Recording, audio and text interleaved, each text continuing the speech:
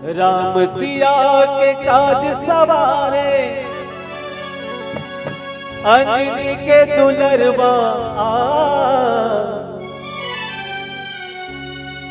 जा जा बजरंगी,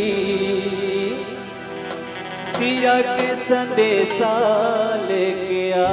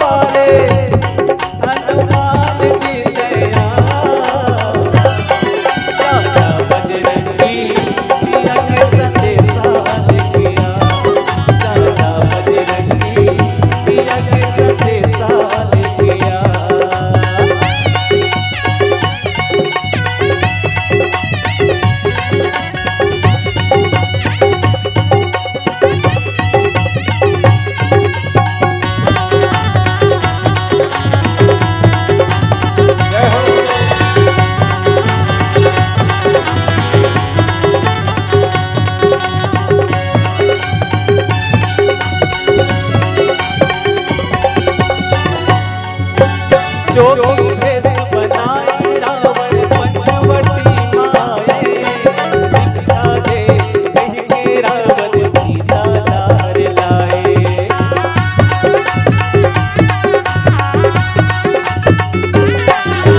जोगी भेष बनाए रावण पंचवटी माए, दीक्षा दे कह के रावण सीता लार लाए।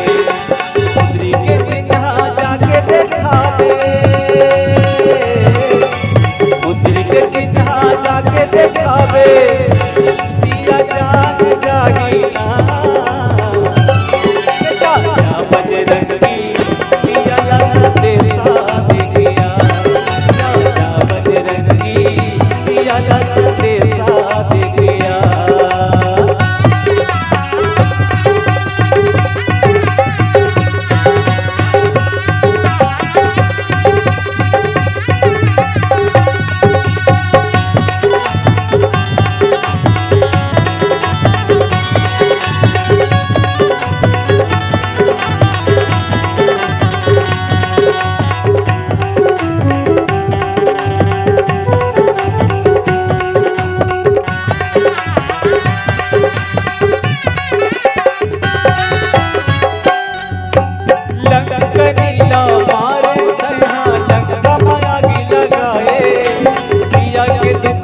हनुमान जी राम लीला सुनाए,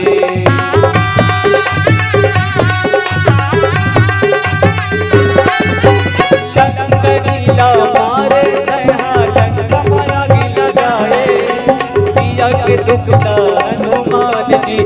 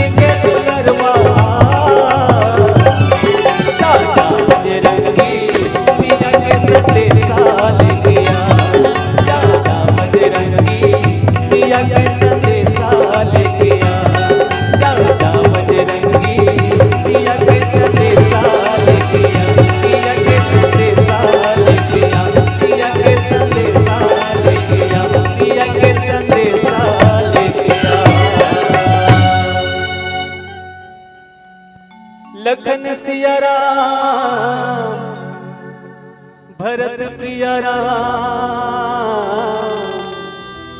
चंद्र शंकर हरिओ।